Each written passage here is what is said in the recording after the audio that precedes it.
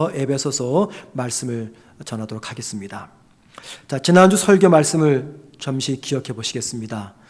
바울은 기도에 대해서 말씀을 전해 주었습니다. 기도는 하나님의 전신갑주와 같은 하나님의 능력을 나의 능력으로 취하게 하는 하나님이 주신 은혜요 또 수단이다 말씀을 전했어요. 그리고 기도하는 자가 잊지 말아야 될 자세는 인내의 자세라고 이야기했어요.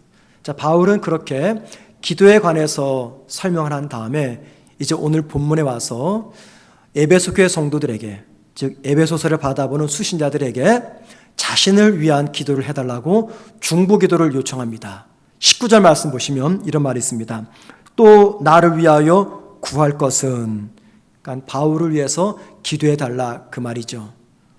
여러분, 이게 굉장히 의미심장한 이야기입니다. 바로 직전에는 어떤 이야기를 했어요? 기도의 능력에 대해 설명했습니다. 그리고 나서 자기를 위해서 기도해달라. 그래서 저는 이 중보기도를 부탁하는 바울의 기도 속에 우리가 오늘 두 가지 관점에서 이 말씀을 좀 생각해 보려고 합니다. 첫 번째는 바울이 무엇 때문에 중보기도를 지금 요청하고 있는 것인가?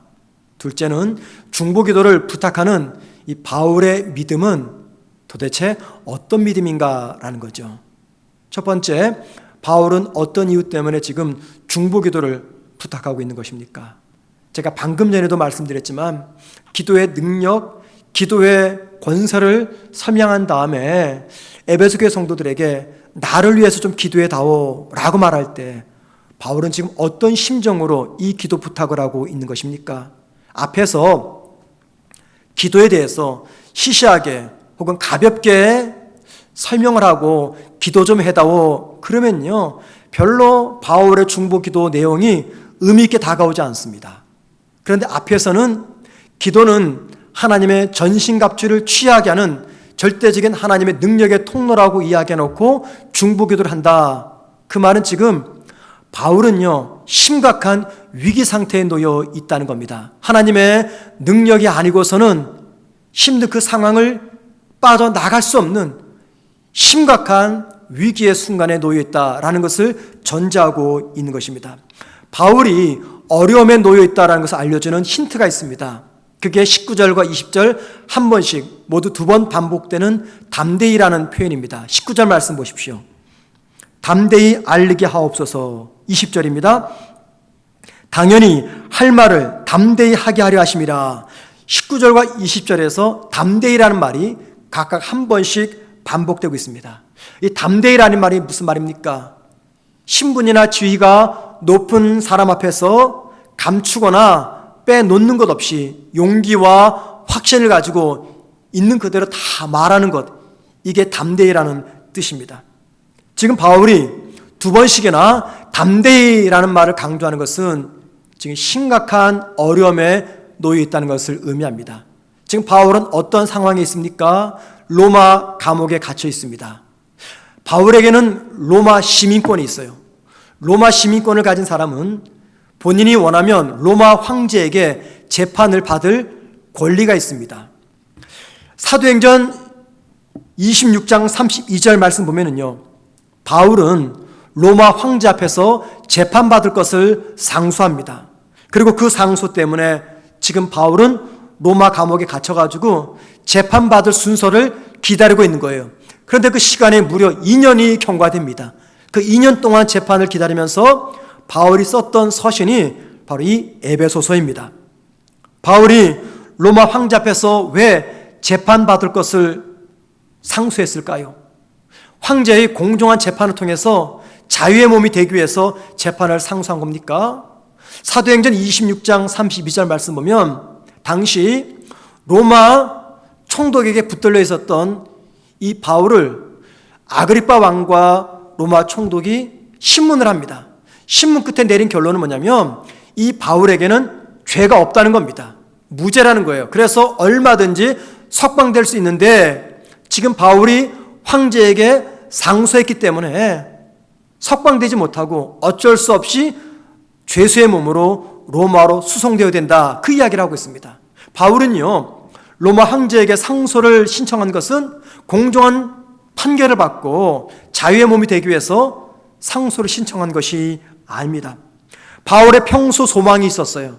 그것은 로마 제국 황제 앞에서 십자가 복음을 전하는 것입니다. 자, 바울은 유대인입니다. 그리고 평민입니다. 그런데 그에게는 로마 시민권이 있었어요. 그런 바울이 황제 앞에 설 수 있는 유일한 방법은요, 그가 로마 황제에게 상소를 신청하는 겁니다. 그러면 로마 황제 앞에 나가서 재판을 받게 되는 것이죠. 바로 그때 바울은 로마 황제에게 복음을 전하기를 원했습니다. 자, 그런데 그 일을 생각하면서 또 그 순간이 점점 다가올수록 바울의 마음이 불안한 겁니다. 자신이 없는 거예요. 용기가 잃어갑니다. 왜 그렇습니까? 그 상대가 일반인이 아닌 대로마 제국 황제 앞입니다. 더더욱이 그곳에는 로마의 고관 대작들이 수없이 몰려 있을 거예요. 자, 그런 상황을 생각하니까 바울이 자신도 모르는 사이에 힘이 빠지고 용기가 빠지고 두려운 감정이 생기는 겁니다. 이러다가는 로마 황제를 만나도 십자가도 꺼내지 못하고 끝나겠다, 그런 두려운 마음이 생기는 거죠. 그래서 에베소교회 성도들에게 이렇게 떨고 있고 두려워하는 나를 위해서 기도해 달라고 부탁을 하고 있는 것입니다. 바울은요, 과거에 지금보다 더 힘든 순간들도 있었어요. 예를 들면 사도행전 14장 말씀 보면은 바울이 첫 번째 선교 여행을 떠납니다.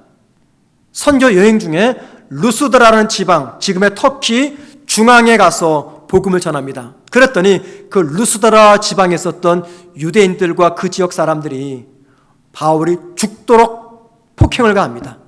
얼마나 때렸던지, 돌로 때리고 발로 차고 그랬겠죠. 얼마나 때렸든지 때리던 사람이 멈춥니다. 왜냐하면 바울이 죽은 것 같아요. 죽은 줄 알고 바울을 들어서 성문 밖에 내다 버립니다. 모두가 죽은 줄 알았죠. 그런데 바울은 그 다음날 일어납니다. 피투성이, 멍투성이 그 몸을 이끌고 일어나서 그곳에서 동쪽으로 수십 킬로 떨어진 더베라는 곳으로 갑니다. 그 더베에서 복음을 전한 다음에 며칠 뒤 집으로 돌아가지 않고 다시 그가 맞아 죽을 뻔했던 그 루스드라로 또 다 찾아갑니다. 이유는 그때 복음을 전했던, 그리고 복음을 들었던 루스드라 사람, 지방 사람의 소수가 믿음 생활 잘하고 있는지 확인하기 위해서 맞아 죽을 뻔했던 그 루스드라 지방으로 찾아갑니다. 이게 말이 됩니까?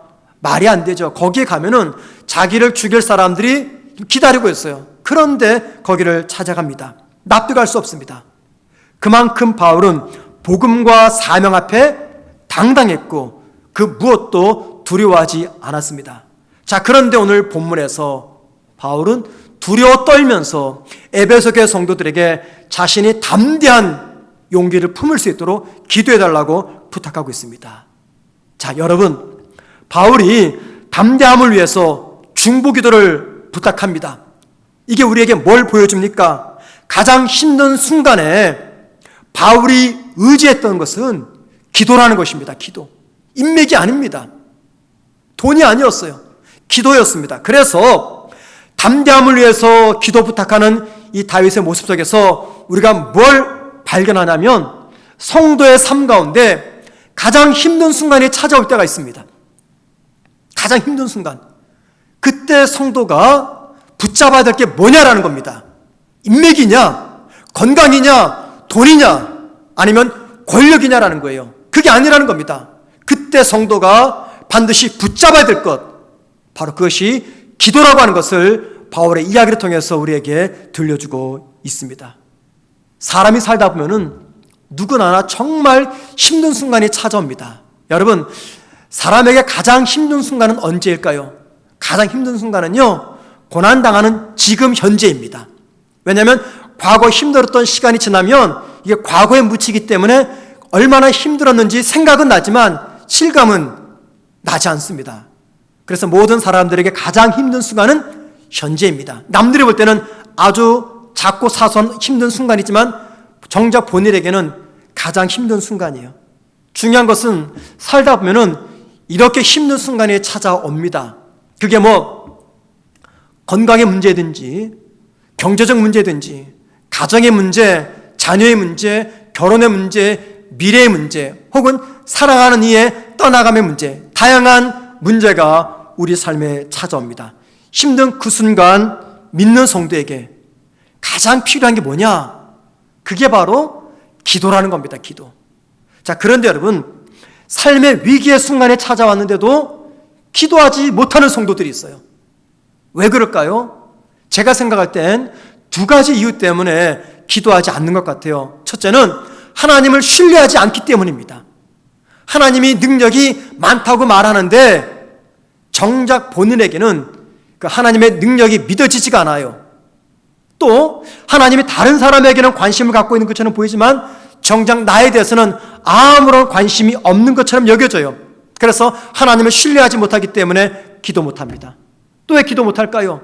기도할 만큼 내 삶에 큰 어려움이 찾아오지 않았기 때문에 기도 못합니다.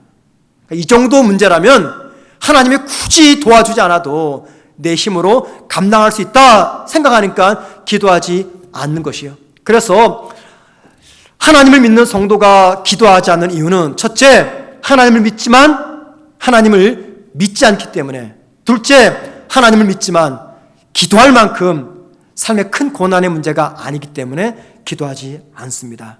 자, 그런데 여러분, 성도가 기도해야 될 상황인데 기도하지 않는 것은요, 그것은 하나님을 향한 불신을 뛰어넘어서 하나님을 하나님으로 인정하지 않고 하나님을 하나님으로 대우하지 않기 때문입니다. 성도가 기도하지 않는 것은요, 단순한 불신의 문제가 아니라 하나님을 하나님으로 인정하지 않는 거예요. 하나님을 하나님으로 대우하지 않는 것입니다. 우리말에 이런 말 있죠. 꽂아놓은 보릿자루, 이런 말이 있습니다. 꽂아놓은 보릿자루. 이 말의 유래가 이렇다고 합니다. 조선시대에 연산군의 폭정이 극심해지자 연산군을 왕에서 몰아내기 위해서, 쫓아내기 위해서 신하들이 역모를 꾸몄어요. 그 당시 박원종이라는 사람의 집에 모여서 이 역모를 꾸몄습니다. 비밀이 새나가지 않도록 이들은 조심하면서 어두운 저녁에 모여가지고 이 역모를 꾸몄다고 합니다. 어느 날 모여서 역모를 꾸미는 회의를 하는데 성희안이라는 사람이 가만히 보니까 누군지 식별할 수 없는 그 상황 속에서 끝날 때까지 한마디도 말 안 하는 그런 사람이 딱 한 명 있더래요. 이상하다 싶어가지고 그곳에 모인 사람들을 다 아셔보니까 원래 약속했던 사람보다 한 명이 더 온 겁니다. 이 성희안이 깜짝 놀란 거예요.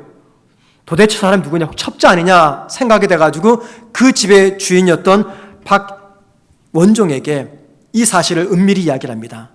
그리고 박원종은 그 사람의 정체가 누구인지, 첩자는 아닌지 파악하다가 그만 폭소를 터뜨리고 말았다고 합니다. 그 이유는 첩자인 줄 알았던 그 사람은요, 얼마 전에 옆집에서 꽂아놓은 보릿자루를 기억 때문입니다. 꽂아놓은 보릿자루. 그런데 그 보릿자루 위에 누군가가 도포를 걸쳐놓고 삿갓을 걸어놓은 거예요. 그러니까 딱 영락없는 사람처럼 보인 겁니다. 그 후에 어떤 자리에서 있는 둥 없는 둥 말 없이 가만히 듣고만 있는 사람을 가리켜서 꽂아놓은 보릿자루 같다라는 말이 생겨났다고 합니다. 자, 여러분, 하나님께 분명히 기도해야 될 상황이에요. 근데 기도 안 합니다. 하나님이 보실 때 그런 나를 마치 꽂아놓은 보릿자루처럼 생각할 겁니다. 분명히 기도할 타임이에요. 부르짖어야 시간입니다. 그래서 하나님이 있는 거예요. 그런데도 있는 둥 없는 둥 침묵하고 있어요. 하나님 보시기에 그 사람은 꽂아놓은 보릿자루입니다. 그런데 동시에 그분은요, 자신만 꽂아놓은 보릿자루를 만드는 것이 아니라 하나님마저도 꽂아놓은 보릿자루로 만들어 놓습니다. 왜요? 하나님이 분명히 내 곁에 계시잖아요. 나와 동행한다고 고백하잖아요. 하나님의 임재가 내 삶에 있다고 믿잖아요. 그런데 기도해야 될 그 상황 속에서 입을 열어 기도하지 않는다는 것은 자신뿐 아니라 하나님도 내가 꽂아놓은 보릿자루로 만들어 놓고 있다는 겁니다. 여러분, 우리가 기도하지 않는 것 때문에 하나님은 불쾌한 게 아닙니다.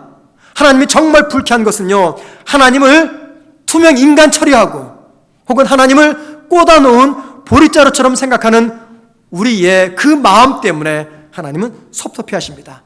하지만 우리가 볼 때 큰 어려움이 아니에요. 아주 작고 사소한 문제입니다. 그런데도 정작 그 사람은 마치 인생의 종말이 임한 것처럼 너무너무 심각하게 그 문제를 가지고 하나님께 나아서 대성통곡하며 부르짖으며 금식하며 도와달라고 살려달라고 애걸대걸 때를 씁니다. 남들이 볼 때 저 정도 아닌데, 하지만 정작 본인은 하나님 앞에 나아가서 매달리고 뒹굴고 금식하고 때를 씁니다. 자, 여러분, 하나님이 그런 사람을 보실 때 어떤 생각을 하실까요? 우리가 생각하는 것 똑같은 생각하실까요? 아니라고 생각합니다. 하나님이 그런 성도들에게 야, 왜 호들갑이니? 겨우 그거 가지고 왜 그래? 이렇게 말씀하실까요? 아닐 겁니다, 여러분. 이 아이한테 내가 전부이구나. 내가 전부이구나. 이 아이한테 인생의 내가 전부이구나. 이거 내가 도와주지 않으면 이 아이 큰일 나겠다. 그런 마음을 하나님께서 갖지 않겠습니까? 사랑하는 성도 여러분, 삶이 어려우면요, 어려울수록 하나님께 나아가서 기도하셔야 됩니다. 삶이 평안하면 평안할수록 하나님 앞으로 나아가 기도하셔야 됩니다. 삶이 아프면 아프기 때문에 하나님 앞으로 나아가서 도와달라고 기도하셔야 됩니다. 그게 우리가 하나님을 하나님으로 인정하는 행위이며, 그때 비로소 하나님은 영광을 받으십니다. 하나님은 우리가 당신을 인정해서 당신 곁에 딱 붙어서 매 순간마다 하나님께 묻고 듣고 따지고 하나님과의 동행을 위해서 기도할 때 하나님은 그런 우리를 통해서 기뻐하십니다. 우리가 매 순간마다 하나님께 기도하며 도움을 구한다는 것은 뭘 의미합니까? 하나님을 인정한다는 의미입니다. 자, 그러니 여러분, 하나님이 기쁘지 않겠습니까? 하나님을 매 순간마다 내가 인정해서 하나님 이거 어때요? 하나님 알려주세요. 하나님 도와주세요. 매 순간마다 하나님께 손을 내미는데, 하나님을 인정해 주시는데 하나님이 왜 기뻐하지 않겠습니까? 자, 그래서 성도가 무엇을 하든지 어떤 순간이든지 하나님께 도움을 청하며 매달려 기도한다는 것은 하나님의 영광을 위해서 살아간다는 증거입니다. 그리고 여러분, 하나님을 인정하며 하나님께 기쁨을 드리며 하나님께 영광을 돌리며 살아가는 그런 성도들에게 하나님은 반드시 복을 내리십니다. 자, 두 번째, 여러분, 중보기도를 부탁하는 바울의 믿음에 대해서 한번 잠시 생각해 보겠습니다. 바울은요, 자신이 감옥에 갇힌 의미를 이렇게 설명합니다. 20절 말씀 보십시오. 이 일을 위하여 내가 쇠사슬에 매인 사신이 된 것은 나로 이 일에 당연히 할 말을 담대히 하게 하려 하심이라. 잘 보십시오. 감옥에 갇힌 이유를 이 일 때문이다라고 말합니다. 이 일 때문. 이 일이 무엇입니까? 19절에서 말했죠. 그게 뭐예요? 네로 황제에게 복음을 전하는 것입니다. 바울은 지금 무슨 이야기하냐면 자신이 감옥에 갇힌 것은 황제에게 복음을 전하기 위해서다라고 이야기합니다. 자, 여러분, 바로 이 말에는요, 중보 기도를 부탁하는 이 바울의 믿음이 어떠한 믿음인가를 우리에게 보여줍니다. 바울은 자신이 감옥에 갇힌 것, 그것은 황제에게 복음을 전하기 위해서라고 이야기합니다. 여러분, 이때 바울이 갖고 있는 그 믿음은 어떤 믿음입니까? 자신이 지금 감옥에 갇힌 것은 운이 없어서, 세상 말로 재수가 없어서, 혹은 아무 의미 없이 벌어진 일이 아니라 황제에게 복음을 전하도록 하기 위한 하나님의 그 원대한 계획에 따라 벌어진 순서라는 겁니다. 하나님의 계획 속에서 일어난 사건의 순서의 한 일부분임을 바울은 말하고 있습니다. 자, 그러니까는 바울의 고백은 대단히 중요한 고백입니다. 자신에게 닥친 고난, 감옥은 고난이잖아요. 죄수의 몸은 아픔이잖아요. 그 고난과 아픔 그조차도 하나님의 선하심의 결과라고 이야기합니다. 하나님의 일하심의 결과, 다른 말로 말하면 하나님의 주권이라고 말합니다. 내 인생에 찾아온 말할 수 없는 고통, 시련, 이게 바로 운이 나빠서 재수가 나빠서 벌어진 일이 아니라 하나님의 하실 일을 위해서 하나님께서 허락하신 하나님의 섭리요 주권이라고 이야기합니다. 바울의 이 고백을 들으면서 생각나는 한 말씀이 있습니다. 주님의 말씀, 마태복음 10장 29절 말씀입니다. 한번 보십시오.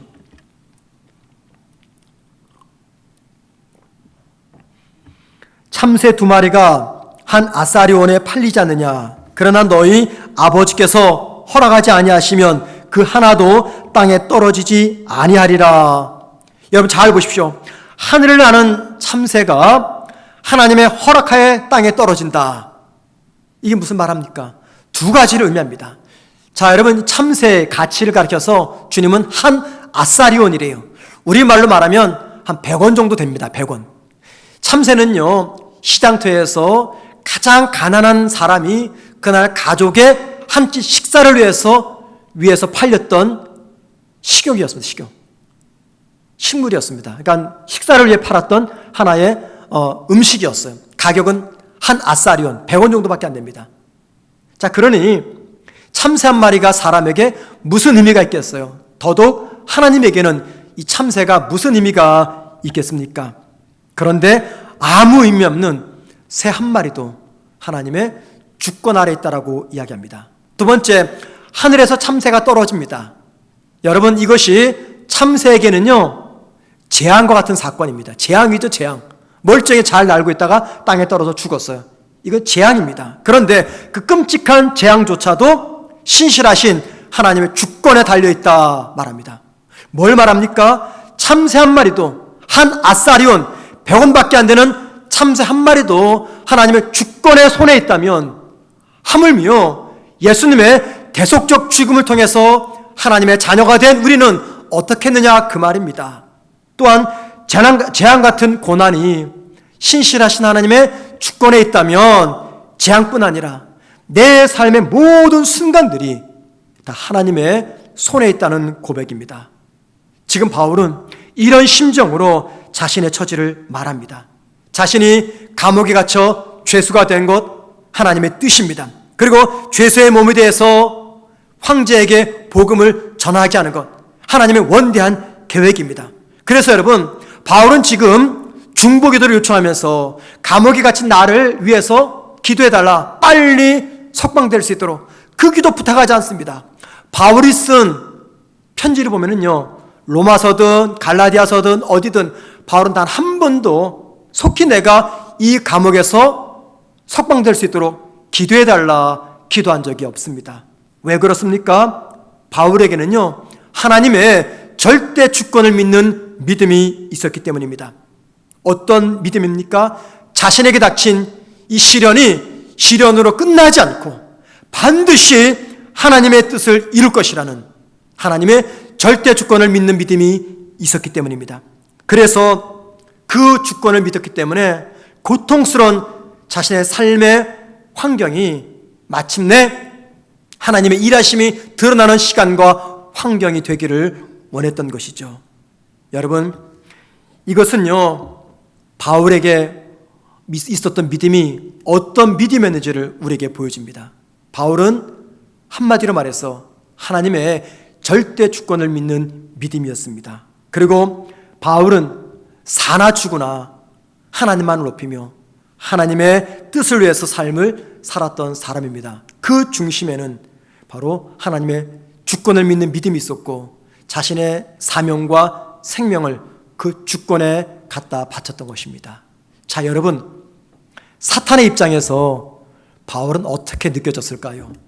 어쩌면 사탄은 이 목숨 걸고 달려드는 바울이 대단히 부담스럽고 두려웠을 겁니다. 왠지 아십니까? 세상에서 가장 무서운 사람은요, 누굽니까? 죽기를 각오하고 달려드는 사람이에요. 싸울 때 여러분, 누가 제일 무서워요? 탁월한 싸움 기술을 가진 사람들, 혹은 체격이 좋은 사람들, 그 사람이 제일 무섭습니까? 아닙니다.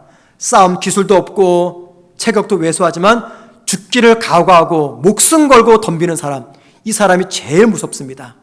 그래서 우리가 잘 아는 이수신 장군은 이런 말 했죠. 필사즉생, 필생즉사.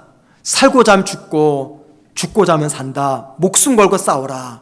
지금 여러분, 바울은 이런 심정으로 중보기도를 하고 있는 것입니다. 감옥에서 복음을 전하다가 하나님이 죽게 하시면 그냥 죽는 거예요. 하나님이 살리시면 사는 겁니다. 그런 심정으로 기도를 하고 있는 것입니다. 자, 여러분, 우리에게 하나님의 주권을 믿는 이 믿음이 있습니까? 하나님의 절대 주권을 믿는 믿음이 있으면요, 저와 여러분은 어떤 경우에도 낙심의 늪에 빠지지 않습니다. 하나님의 주권을 믿는 믿음이 있으면 저와 여러분은 교만의 늪에도 빠지지 않습니다. 그런데 아무나 하나님의 이 절대 주권을 갖는 믿음을 가질 수가 없습니다. 어떤 분이 하나님의 절대 주권을 가질까요? 먼저는요, 하나님의 임재를 믿는 성도입니다. 하나님은 나로부터 멀리 계신 분이 아니라 내 삶 속에 임재하시는 분. 두 번째, 임재하시는 그 하나님과 내가 매 순간 동행하는 성도입니다. 하나님과 동행하는 분은 자신의 삶을 하나님이라고 하는 안경으로 보고 이해합니다. 이건 당연한 결과입니다. 매 순간마다 하나님과 친밀하게 동행하는데 어떻게 자신의 삶과 세상을 하나님의 시각이 아닌 나의 시각, 세상의 시각으로 바라볼 수가 있겠습니까? 좋은 일이든 슬픈 일이든 성공이든 실패든 기도를 하는 성도들은요, 매 순간 하나님을 향한 절대 주권을 믿고 하나님과 동행합니다. 바울은 감옥에서 나오기를 위해서 기도하지 않습니다. 기도 부탁하지 않아요. 왜 그렇습니까? 오히려 감옥에 갇힌 것은 복음을 전하도록 하기 위한 하나님의 주권임을 믿었기 때문입니다. 그리고 그럴 수 있었던 것은요, 잘 들으셔야 됩니다. 이 감옥이라고 하는 최악의 순간과 최악의 장소에서 그는 하나님의 임재를 믿고 하나님과 동행했기 때문입니다. 그렇기 때문에 하나님의 절대 주권을 믿을 수가 있었던 겁니다. 여러분, 그래서 저와 여러분이 하나님과 동행하지 못하면 하나님의 주권을 믿지 못합니다. 하나님과 동행하고 하나님의 주권을 믿기 때문에 인생의 가장 절망스러운 순간에도 우리는 낙심하지 않고 두려워하지 않고 담대할 수가 있는 겁니다. 하나님의 동행을 믿고 하나님의 주권을 믿기 때문에 과감하게 포기할 것은 포기합니다. 양보할 것은 양보합니다. 내려놓을 것은 내려놓습니다. 하지만 동시에 하나님의 절대 주권을 믿고 하나님과 동행하기 때문에 어떤 경우에도 포기하지 않습니다. 절망하지 않습니다. 힘들고 어려워도 바울처럼 끝까지 고난의 자리를 지킵니다. 사람이 너무 힘들면 마지막에 선택하는 방법이 무엇입니까? 포기입니다. 포기. 마지막 순간 가서 힘들 때 선택하는 방법은 포기입니다. 그냥 내려놓는 거죠. 사업을 하다가 너무너무 힘들어요. 마지막 선택이 뭡니까? 포기입니다. 가정을 믿음으로 끝까지 지키다가 너무 힘들면 어떻게 돼요? 가정을 포기합니다. 목회를 하다가 너무너무 힘이 들어요. 어떻게 합니까? 목회를 중단합니다. 사람을 품고 사랑해요. 그런데 너무 힘들어요. 마지막 견딜 수 없을 때는 나도 모르게 그 사람을 포기합니다. 무언가를 포기할 때 포기하는 당사자의 마음이 얼마나 아프겠습니까? 그래서 포기하는 사람을 바라보면서 쉽게 우리가 정죄하거나 비난하거나 평가해서는 안 됩니다. 그런데 여러분, 너무 힘들어서 너무너무 힘들어서 포기하고 싶을 때 우리가 붙잡아야 될 믿음이 하나 있습니다. 아주 본질적인 믿음입니다. 그것은 나에게 하나님은 어떤 하나님인가라는 겁니다. 하나님은 어떤 하나님인가? 하나님은 악하신 분이 아니라 선하신 분이다 라는 믿음을 붙잡아야 됩니다. 그리고 선하신 그 하나님의 절대 주권, 그 절대 주권 속에 내가 담겨져 있다라는 믿음입니다. 그래서 하루하루 호흡하는 것이 너무 힘들고 어려운 사건의 연속이지만 절대 포기하지 말고 기다려야 됩니다. 길고 춥고 아픈 기다림의 터널이 반드시 지나갑니다. 그 터널을 지나갈 때는 너무 춥고 어둡기 때문에 그 안에 뭐가 있는지 우리 보지 못하고 생각하지 못합니다.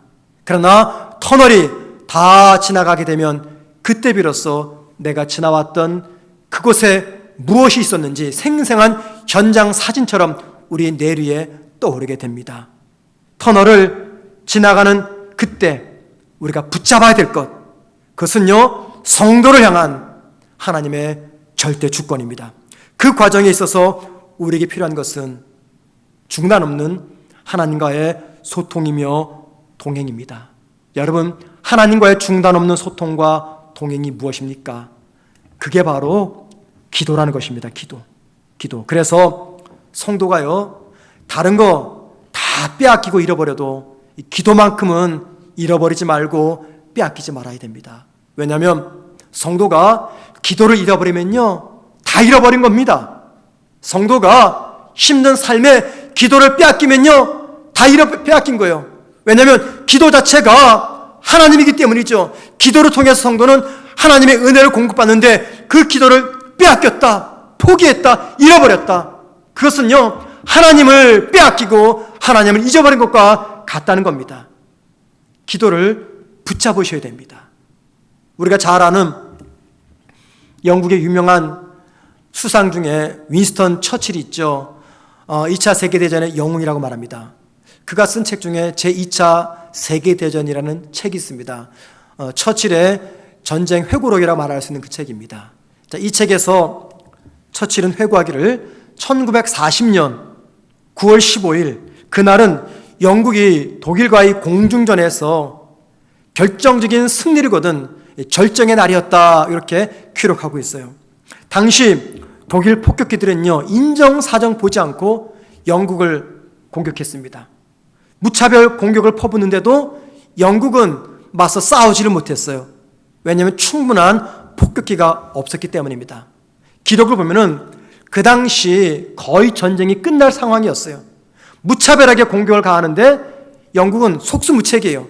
그래서 곧 전쟁이 독일의 승리로 끝나고 영국이 독일로 넘어간다고 다들 생각을 했어요. 그런데 독일이 결정적인 승리를 목전에 둔 그 시점에 갑자기 독일 공군 비행기들이 이유 없는 후퇴를 시작하는 겁니다. 갑자기 다 공군 폭격기들이 후퇴라는 거예요. 훗날 영국의 공군 전투 부대의 사령관이었던 다우딩은 그 사건을 회상하면서 이렇게 이야기합니다. 이것은 하나님의 특별한 개입이라는 말을 빼놓고는 설명할 방법이 없다. 이 사건이야말로 전쟁의 흐름을 바꿔놓는 엄청난 사건이었다. 자, 그런데 여러분, 이 기적적인 사건 뒤에는요, 영국 그리스도인들의 기도가 있었어요. 노만 글럽이라는 사람이 있습니다. 이 사람이 쓴 책 중에 탁월한 중보기도의 사람, 리즈 하월즈라는 제목의 책이 있어요. 이 책을 보면은요, 이런 이야기가 실려 있습니다. 리즈 하월즈는 당시 웨일즈 성경대학의 학장이었어요. 그런데 평소 처칠 수상은 이 리즈 하월즈의 영향을 받았어요. 그래가지고 온 영국 국민들에게 특별 기도의 날을 선포합니다. 전쟁을 위해서 기도해 주십시오. 그리고 그날 온 국민이 기도할 것을 호소합니다. 그리고 리즈 하월즈도 학교의 교직원과 학생들과 함께 오전 1시간, 점심시간 1시간, 저녁 7시부터 정오까지 매일매일 함께 기도합니다. 공습이 절정에 달할 때에는 금식하며 기도합니다. 리즈 하워즈가요, 독일 공군이 이유 없는 후퇴를 했던 그날, 그러니까 1940년 9월 15일 전날 기도회를 인도하면서 그곳에 모인 많은 사람들에게 이렇게 이야기하며 설교를 했습니다. 잦은 공습으로 마음이 흔들리는 분들이 계십니까? 여러분 자신이 지옥에서 구원받은 것을 믿으십니까? 그렇다면 이 공습에서도 구원받을 수 있다는 것을 우리는 왜 믿지 못하십니까? 우리가 만일 이와 같은 때 믿음과 기도로 하나님께 나아갈 수만 있다면 나치 속에서 역사하는 마귀의 체제가 결코 오래가지 못할 종말을 구할 것이며 이 땅의 고귀한 생명들을 보호하시기 위해 하나님께서는 전쟁의 흐름을 바꾸시는 일을 반드시 행하실 것입니다. 그의 말이 예언이었어요. 그리고 그 말이 그대로 이루어졌습니다. 이때 드려졌던 리즈 하월즈의 중보기도와 영국 그리스도인들의 중보기도를 가리켜서 역사를 바꾸는 기도였다라는 별명을 붙이기까지 했다고 합니다. 기도를 통한 하나님의 역사는 시대와 장소와 환경을 초월해서 지금도 우리 삶에서 생생하게 경험할 수 있는 하나님의 은혜입니다. 내 삶에서, 우리의 가정에서, 내 일터에서, 내 자녀의 인생길 속에서 시대와 장소를 초월한 하나님의 능력을 경험하게 하는 것, 이게 바로 기도입니다. 영적 전쟁을 치르는 선교지나 복음을 전하는 현장이나 특별한 은사와 사명을 가진 분들뿐만이 아니라 우리 모두가 이 기도를 통해서 살아계신 하나님의 능력을 경험할 수가 있습니다. 여러분, 기도 없이는요, 하나님과 절대 동행할 수가 없습니다. 기도하지 않으면서 내가 주님과 동행한다, 새빨간 거짓말입니다. 기도 안 하면 주님과 동행하지 못합니다. 기도 안 하면 내 믿음은 견고해지지가 않습니다. 기도 안 하는 성도들 치고 믿음이 온전한 성도를 본 적이 없어요. 기도 안 하면 내 믿음 견고해지지 않습니다. 기도 안 하면 하나님의 뜻을 분별할 수가 없어요. 기도 안 하면서 어떻게 하나님의 뜻을 분별합니까? 기도 안 하면 능력 있는 성도의 삶을 살아갈 수가 없어요. 왜요? 기도를 통해서 하나님이 성도에게 능력을 주시기 때문입니다.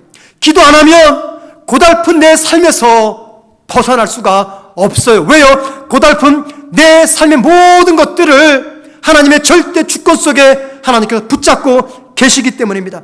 기도 없이는 내 인생을 향하신 하나님의 절대 주권을 우리가 볼 수도 없고 경험할 수도 없습니다. 기도 없이는 하나님 앞에서 성공된 삶을 살아갈 수가 없습니다. 여러분, 간절한 나의 기도는요, 내 인생을 바꿔놓습니다. 간절한 부모의 기도는요, 자녀의 미래를 바꿔놓습니다. 가장의 간절한 기도는 내 가정을 변화시킵니다.